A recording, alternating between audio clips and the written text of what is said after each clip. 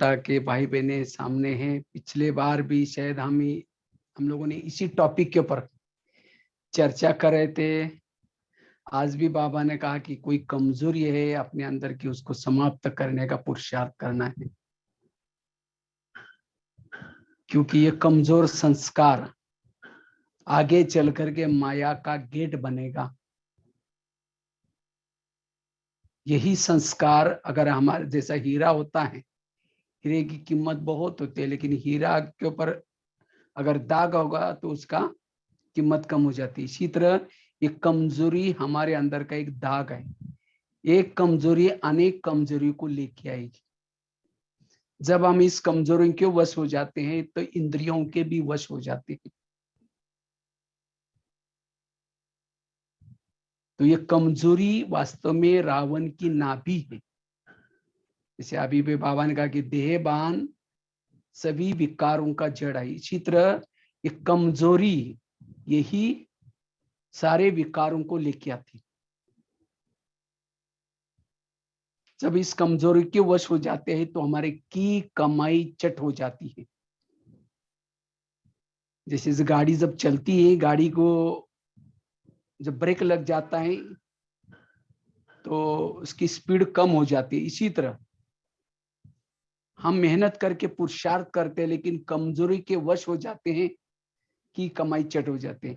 और कोई भी कमजोरी के बार बार वश होने से वो संस्कार बन जाता है। इसलिए हमें यही पुरुषार्थ करना है। पहले तो पिछले बार भी चर्चा की थी, उस कमजोरी को कैसे ढूंढना है। हम अपने जीवन का एनालाइज करें, बचपन तक जाए, हमने कौन सी कमजोरी वश होकर के गलतियां की है। ज्ञान में आने के बाद भी कौन सी कमजोरी है, तो ज्ञान के पहले थी वही अभी है, लेकिन अब उसका रूप थोड़ा बदल गया। और यही हमारी असली बीमारी है। हमारे जो ज्ञान चाहिए, और ज्ञान की जरूरत नहीं है, लेकिन जो कमजोरी है वही सी का ज्ञान चाहिए। मुझे याद है हम जब सेंटर पर समर्पित हो गए थे पांडवन दिल्ली में, तो मधुबन में भट्टियों में आते थे। उस समय तो सेंटर पर बहुत ही भाई लोग कम रहते थे, तो मुश्किल से 25-30 लोग भाई लोग आते थे हम लोग सेंटर से।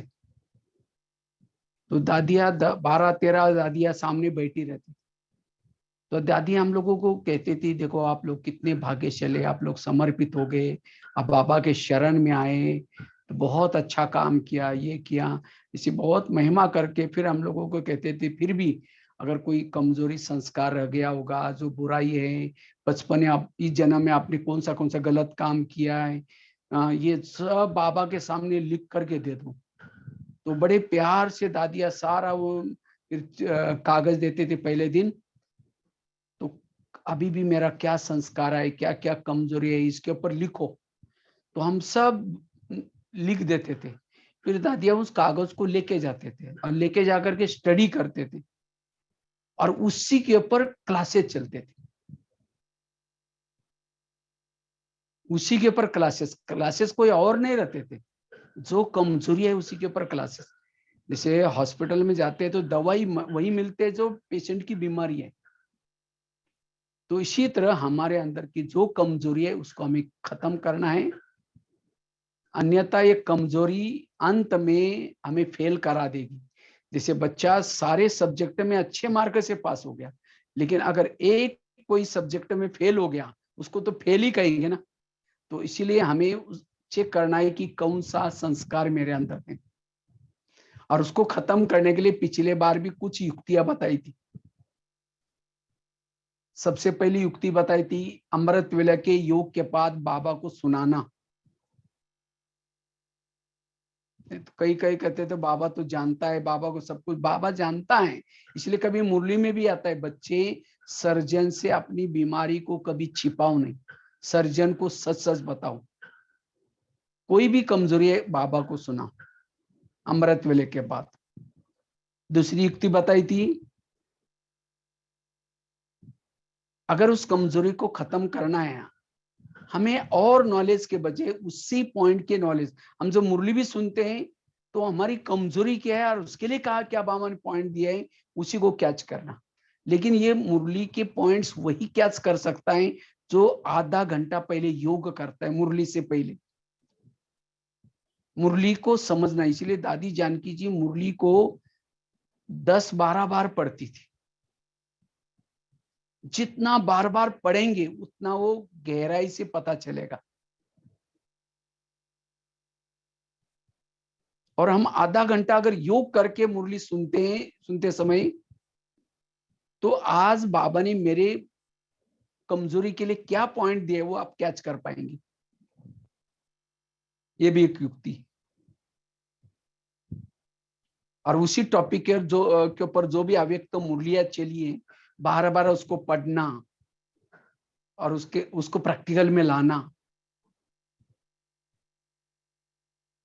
तीसरी बात बताई थी, हमारे पास सीनियर भाई बहने हैं, उनको भी आप सुना सकते हैं, बहन जी या भाई जी मेरे अंदर ये कमजोरी है, ये संस्कार, हम उसके लिए क्या करें।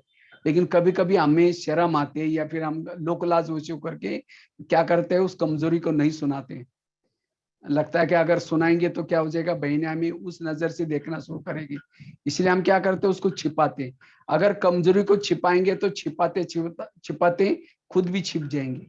इसलिए कमजोरी को कभी भी हमें छिपाना नहीं है, बताना। अगर अपना नाम बताना शर्म आते, किसी और का नाम बता करके अपनी कमजोरी को सुना करके उससे नॉलेजफुल बनना है।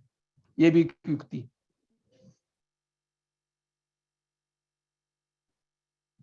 चौथी युक्ति बताई थी, उस कमजोर संस्कार का भोजन नहीं देना।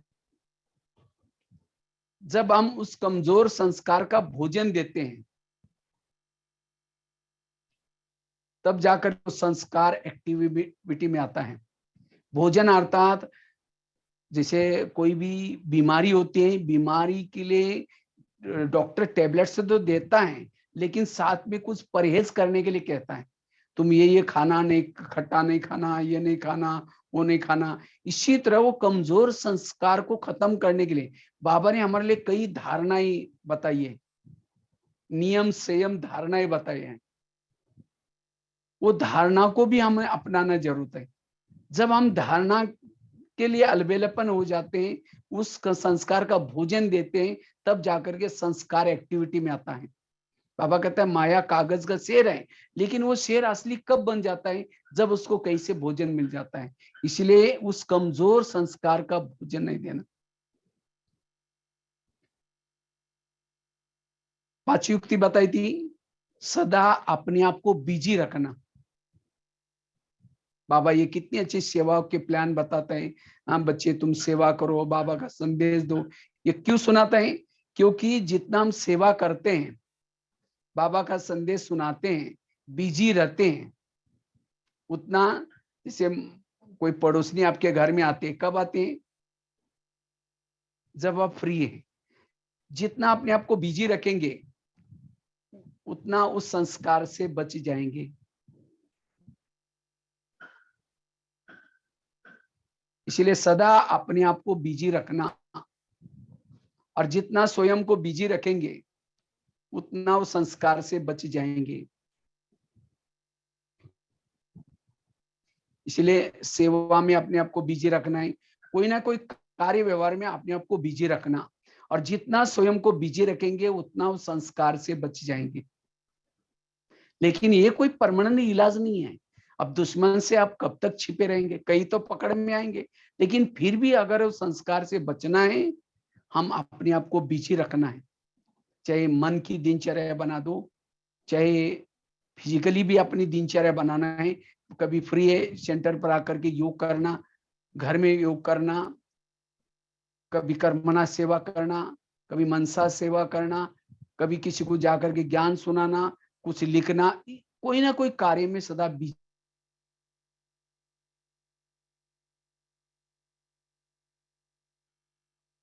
हैं। उसमें हमारी ऊर्जा यूज हो जाती है, तो संस्कार परिवर्तन होता है। वैसे तो बताया था कि संस्कार हमारे परिवर्तन नहीं होते, संस्कार कमजोरी मर्ज हो जाते हैं, इमर्ज हो जाती है। तो जब हम क्रिएटिव काम करते हैं, इसे दुआएं मिलते हैं, वो कमजोरी क्या होते हैं, मर्ज हो जाती है। छठी युक्ति बताई थी, अगर उस संस्कार से बचना है, इसलिए आत्म अभिमानी स्थिति की तपस्या।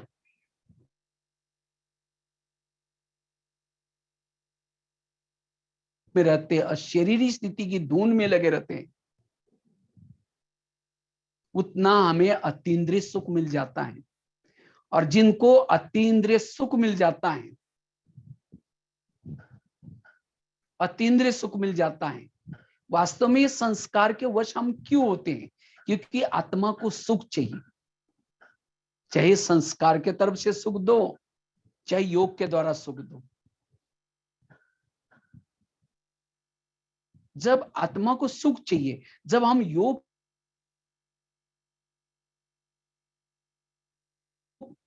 अब उसको मुरमुरा दो, नहीं नहीं कहेंगे इतनी अच्छी चीज खाई, अब मुझे मुरमुरा नहीं चाहिए। इसी तरह जिसने इंद्रियों से अतीत सुख लिया, अतीन्द्रिय सुख की अनुभूति की, उसको संस्कार, उसके परिवर्तन होंगे, वो मर्ज हो जाएंगे, ये मर्ज नहीं होंगे।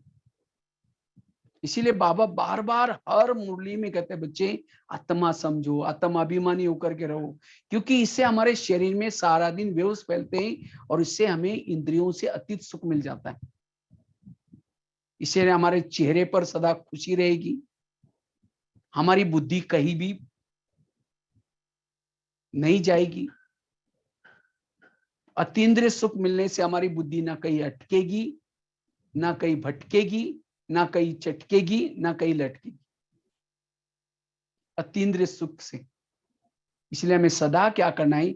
इस आत्मिक स्वरूप में रहने का पुरुषार्थ करना है, अशरीरी बनने का अभ्यास करना है। और जितना हम इस अशरीरी अवस्था में रहते हैं, अतीन्द्रिय सुख मिलता है। कोई भी कड़े संस्कार, कितने भी आपके अंदर कोई संस्कार है, अगर उसको परिवर्तन करना है, ये अशरीरी का पुरुषार्थ बहुत मदद करता है, बहुत हेल्प करता है। इसलिए हमें इस अशरीरी का अभ्यास करना है।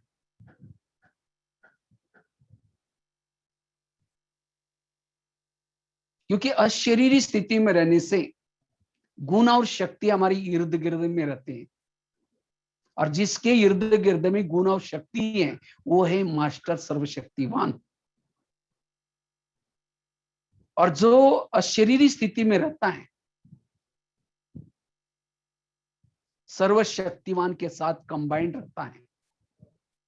जैसे जिस घर में लाइट होती है, वहां भूत नहीं रहता, इसी तरह अशरीरी स्थिति रहने से विकार रूपी भूत नहीं आएंगे, किसी के भी दोष दिखाई नहीं पड़ेंगे, वो एक परमात्मा के सिवाय कहीं भी प्रभावित नहीं होगा। इसलिए संस्कारों को परिवर्तन करने के लिए, संस्कारों को मर्ज रखने के लिए, कमजोरी को परिवर्तन करने के लिए अशरीरी स्थिति का पुरुषार्थ, विधेय स्थिति में रहने का पुरुषार्थ करना है।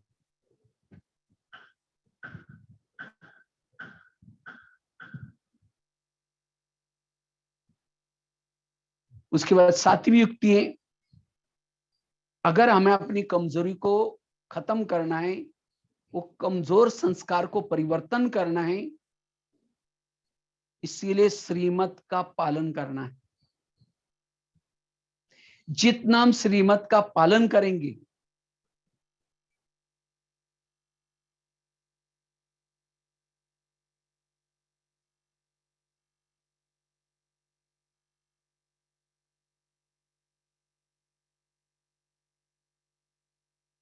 और भी है, तो बता रहा था कि आज वास्तव में कमजोरी क्यों आती है?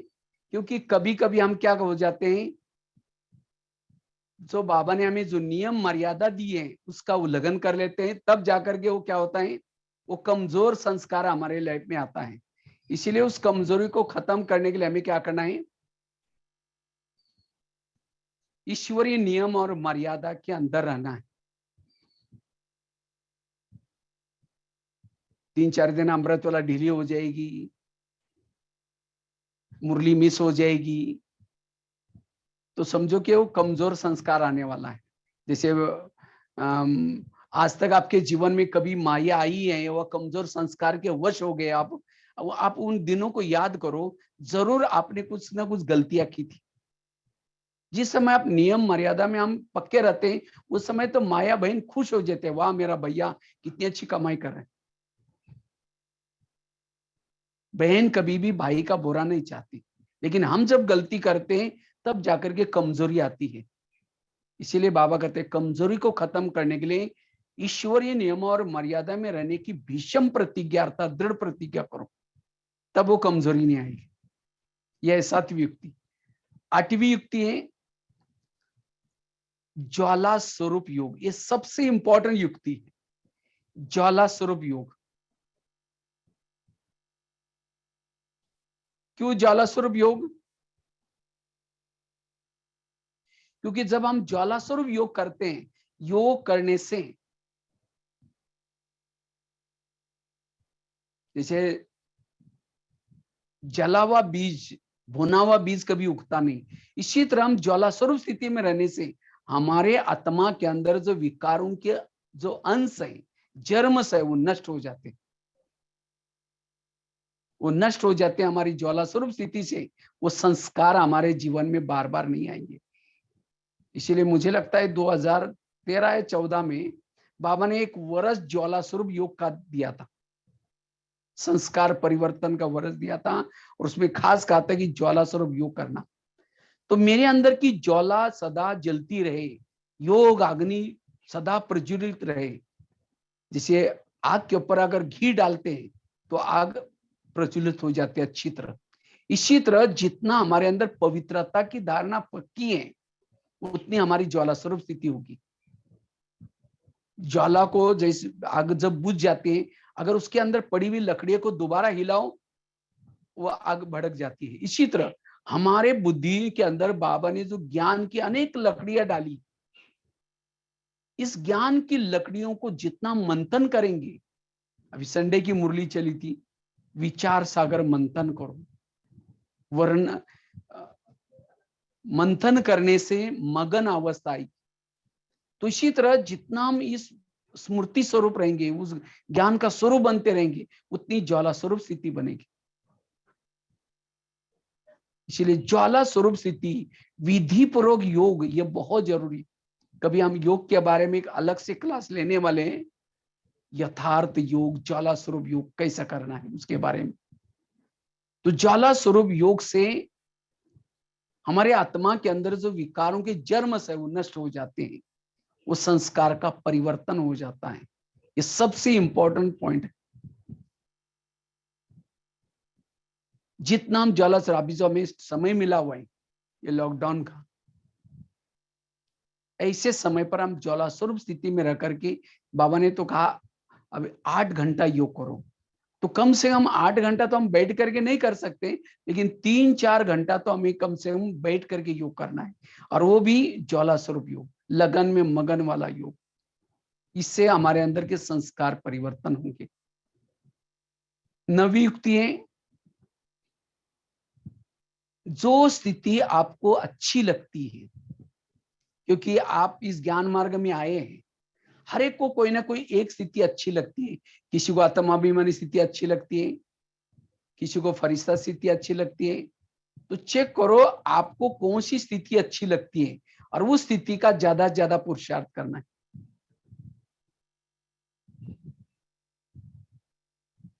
जिस स्थिति का पुरुषार्थ आपको अच्छा लगता है। मुझे याद है मैं जब शुरू में मधुबन में आया था, जब मधुबन में आया था तो एक जन कोई क्लास करके जाता था, सर्व समस्या अनुभव करो, तो मैं वो प्लानिंग बनाता था। कभी कोई दूसरा क्लास कराता था, फरिश्ता स्थिति का अभ्यास करो, फिर मैं अपना प्लानिंग चेंज कर लेता था। मुझे आत्माभिमानी स्थिति का पुरुषार्थ तो बहुत अच्छा लगता है। इससे मैं अपनी कमजोरी के ऊपर जीत प्राप्त कर सकता हूँ, योग की अनुभूति कर सकता हूँ। इसलिए मैंने आपको भी दिखाया था, पहले मैंने अपने हाथ पर भी लिखा था, मैं आत्मा हूं। तो यह आत्माभिमानी का स्थिति का पुरुषार्थ मुझे बहुत अच्छा लगता है, और मैं शुरू से लेकर के इसका अभ्यास करता था। लेकिन जब मैं शुरू में ज्ञान में आया था, तो कई भाई बहन क्या करते थे, कभी कहते थे ये अभ्यास करो, कई कहते थे ये अभ्यास करो। तो मुझे समझ में आया करना क्या है। तो मैंने क्या किया, जो स्थिति अच्छी लगती है उसका अभ्यास करना शुरू किया। और इसे धीरे धीरे अच्छी सफलता मिलती गई। इसलिए हमें भी पुरुषार्थ में जो चीज अच्छी लगती है उसका पुरुषार्थ करना है, और जो जो स्थिति अच्छी लगती है उसका पुरुषार्थ करेंगे तब जाकर के पुरुषार्थ में सफलता मिल जाती है। इसलिए हमें एक स्थिति का पुरुषार्थ करना है। ऐसे नहीं कि क्लास सुनो नहीं किसी की, क्लास सबकी सुनो, लेकिन आपके लिए उन्होंने कौन सा पॉइंट दिया वो कैच करो। आपको जो स्थिति अच्छी लगती है उसको कौन सा पॉइंट दिया उसको याद करो, और जो स्थिति अच्छी लगती, क्योंकि कल पहले भी आप लोग ब्राह्मण बने हैं, 5000 साल पहले भी ब्राह्मण बने हैं, तो 5000 साल पहले भी आप लोगों ने सफलता प्राप्त की, आप विजय बने थे। तो 5000 साल पहले आप लोगों ने क्या पुरुषार्थ किया, क्या कैसा पता चलेगा? तो इस कल्प में आपको जो स्थिति अच्छी लगती है वही स्थिति का पुरुषार्थ अपने 5000 साल पहले किया था। इसलिए एक स्थिति का पुरुषार्थ करना। ये तो एक भगत की कहानी है ना, ये कोई जब उसको मारने के लिए आता है, वो कहता है राम आओ, हनुमान आओ, ये आओ, मर जाता है। इसी तरह अंत में 1 सेकंड का पेपर होगा और उस समय हम कहेंगे मैं आत्मा हूं, नहीं नहीं शांत स्वरूप हूं, नहीं मैं शक्ति स्वरूप हूं, आनंद स्वरूप हूं, खत्म हो जाएंगे। इसलिए कोई एक स्थिति का पुरुषार्थ करना जरूरी है, और जो एक स्थिति का पुरुषार्थ करता है वही सफल बन सकता है। इसीलिए चेक करो, जैसे डॉक्टर होते हैं, कोई आई स्पेशलिस्ट होता है, कोई हार्ट स्पेशलिस्ट होता है, तो इसी तरह हमें भी कोई एक स्थिति के स्पेशलिस्ट बनने की जरूरत है, और जो एक स्थिति का स्पेशलिस्ट बन जाता है वो पुरुषार्थ में सफलता प्राप्त कर सकता है। इसलिए हमें कोई ना कोई एक स्थिति का पुरुषार्थ करने का अभ्यास करना है। तो अभी भी हमें, क्योंकि अंतिम समय के पेपर में पास होने के लिए कोई ना कोई एक स्थिति का पुरुषार्थ हमें हमारा लंबा समय तक का चाहिए, और जितना लंबा समय तक हमारा पुरुषार्थ होगा उतना विजयी बन सकेंगे।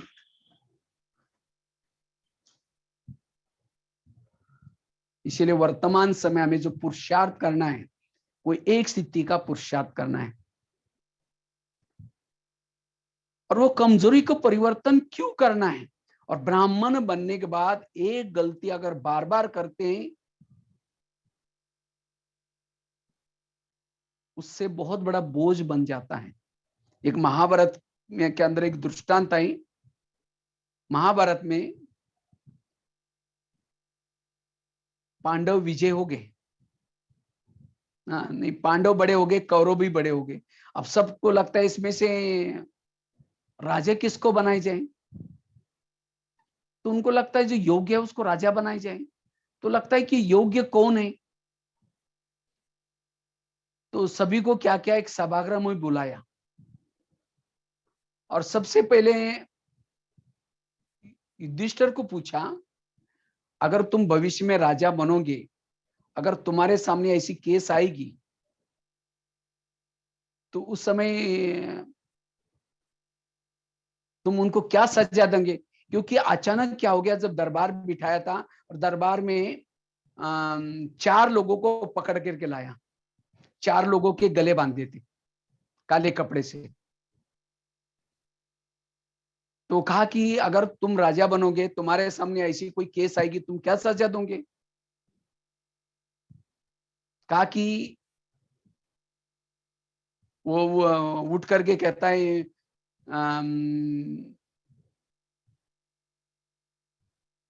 मैं उनको यही सजा दूंगा, इन 4 के गले काट दूं। क्योंकि कहा कि इन्होंने इन 4 ने मिलकर के एक व्यक्ति का मर्डर किया।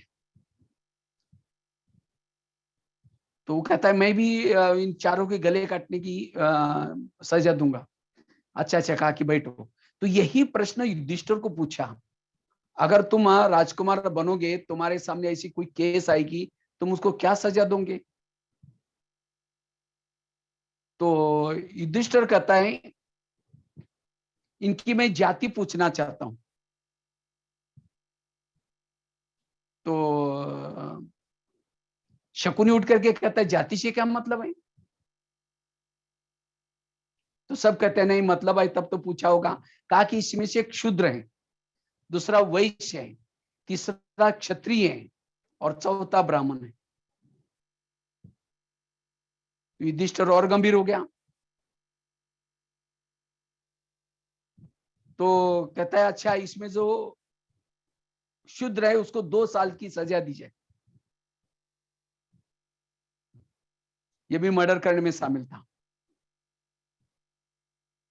और कहा कि इसमें जो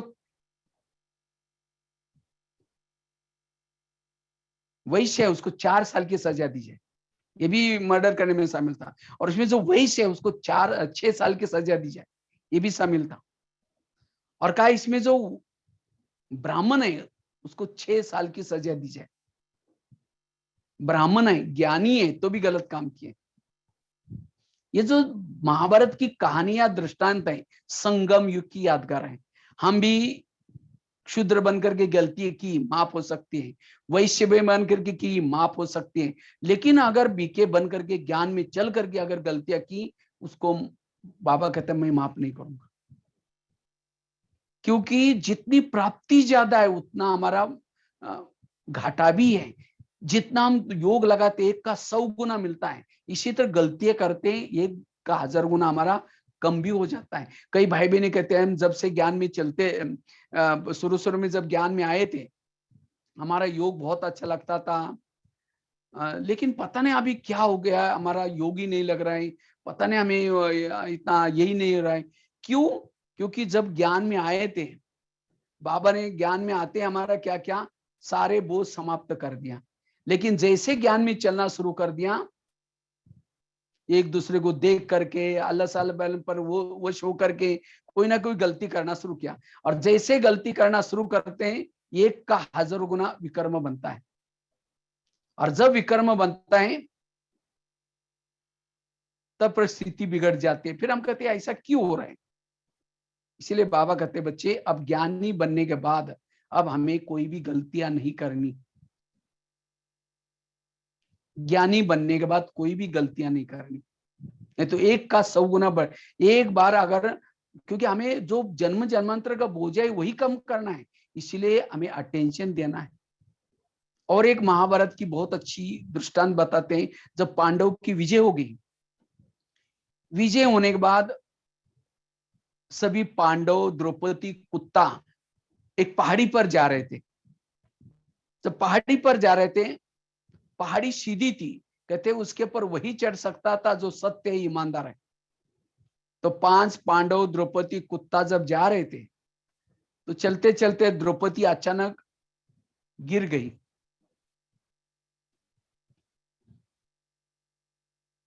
जब द्रौपदी गिर गई तो भीम की नजर गई। भीम ने देखा सारे पांडव आगे जा रहे थे, क्योंकि पहाड़ी सीधी थी, उस पहाड़ी पर वही चढ़ सकता था जो सत्य ईमानदार है। तो 5 पांडव, द्रौपदी, कुत्ता जब जा रहे थे तो द्रौपदी पीछे गिर गई। तो भीम की नजर गई, भीम ने सभी पांडवों को वापस बुलाया। तो एक खड्डे में द्रौपदी कमजोर होकर के गिर गई। तो भीम उसकी बहुत महिमा करता है, कितनी अच्छी स्त्री थी, हमारे साथ में रही, जंगल में रही, त्याग क्या, तपस्या क्या, भीम उसकी बहुत महिमा करता है। लेकिन युधिष्ठिर सुनता रहता है।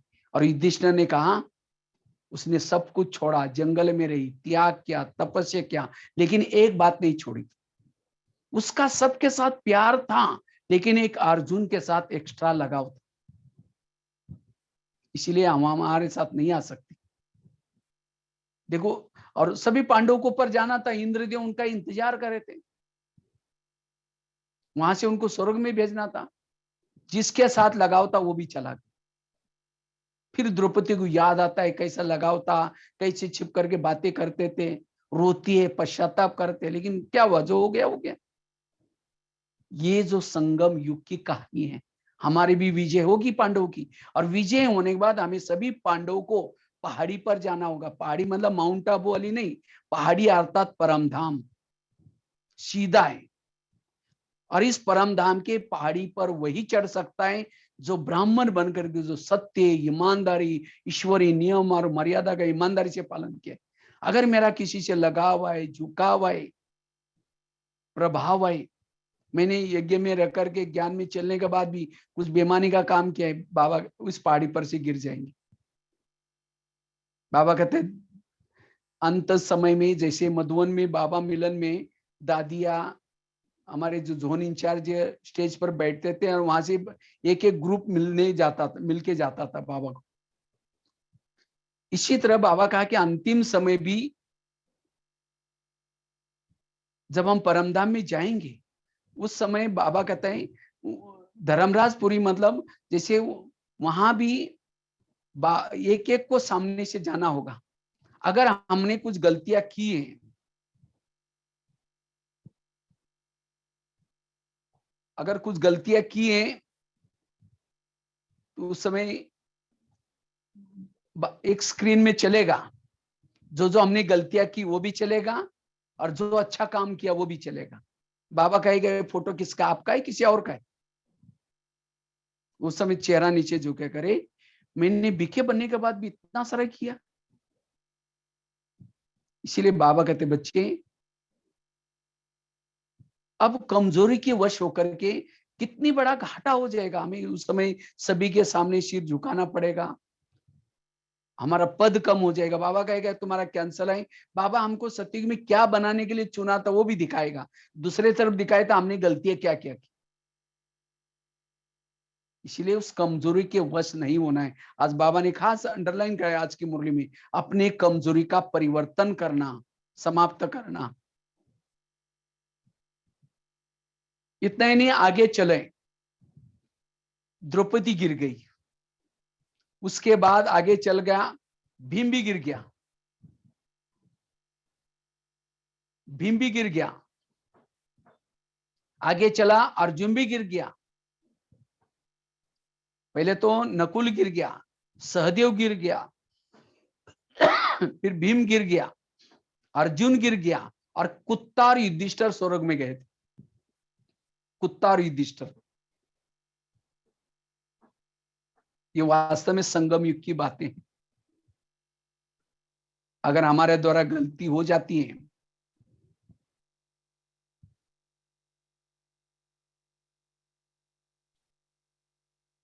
नकुल अर्थात नकुल को बुद्धि का अभिमान था, इसीलिए गिर गया। सहदेव को सहयोग करने का अभिमान था, भीम को कर्मणा सेवा का, गदा युद्ध का अभिमान था,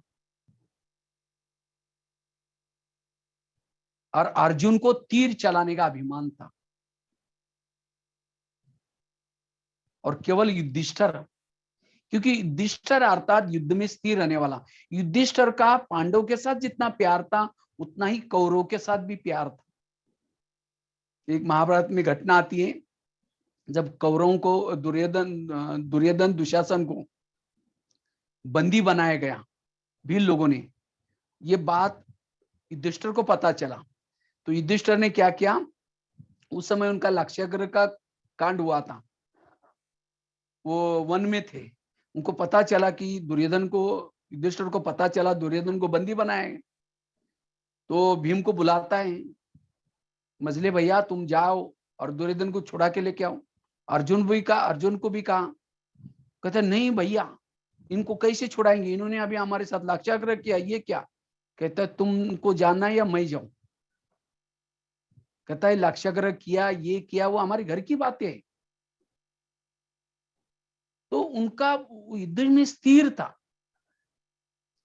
और कहते कुत्ते ने युधिष्ठिर को स्वर्ग में पहुंचाया। कुत्ता मतलब कोई प्रैक्टिकल कुत्ते की बात नहीं, कुत्ता अर्थात ईमानदारी, कुत्ता अर्थात ईमानदारी। तो जितना हमारे अंदर पुरुषार्थ में ईमानदारी होगी हम विजय बनेंगे।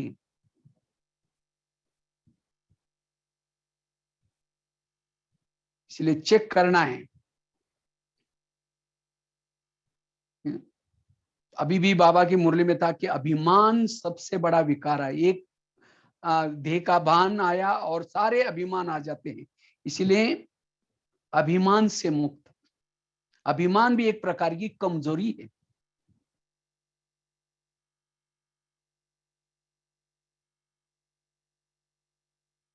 जिसे नकुल को बुद्धि का अभिमान था, सदियों को, कईयों को लगता है कि मैंने इतना सेंटर पर ये दिया इसलिए सेंटर चला, इतनी सफलता। वास्तव में कराने वाला बाबा है, हम कुछ नहीं करते। इसलिए ये भी एक प्रकार की कमजोरी है। तो चेक करना है मेरे अंदर किस प्रकार की कमजोरी है और उस कमजोरी का परिवर्तन करना।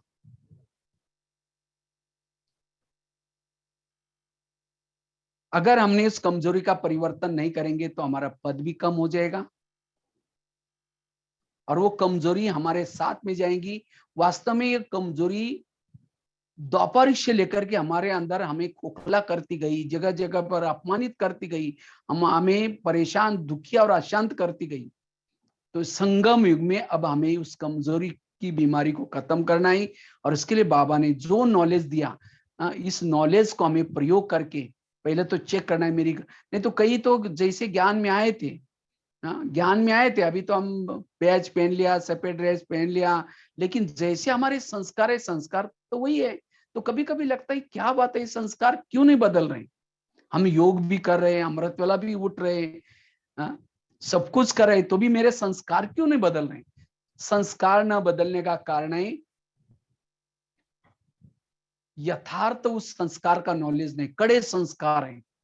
इसीलिए संस्कार को परिवर्तन करना यही हमारा असली पुरुषार्थ है।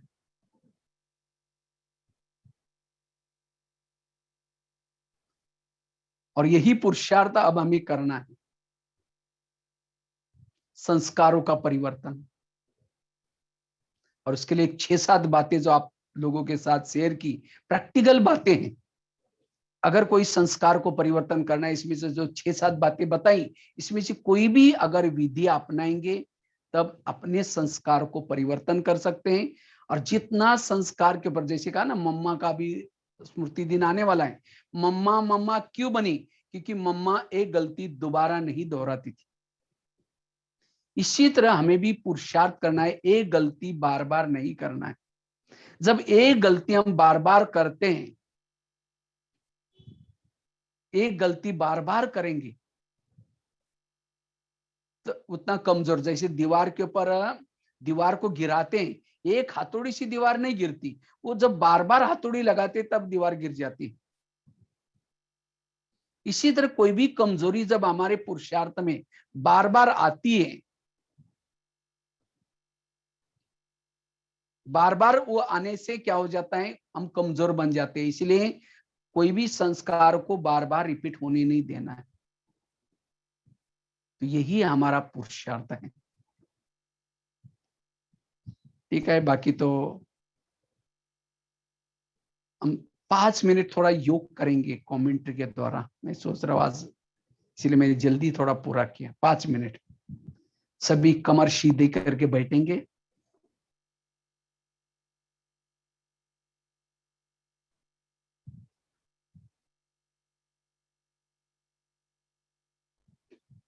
मैं आत्मा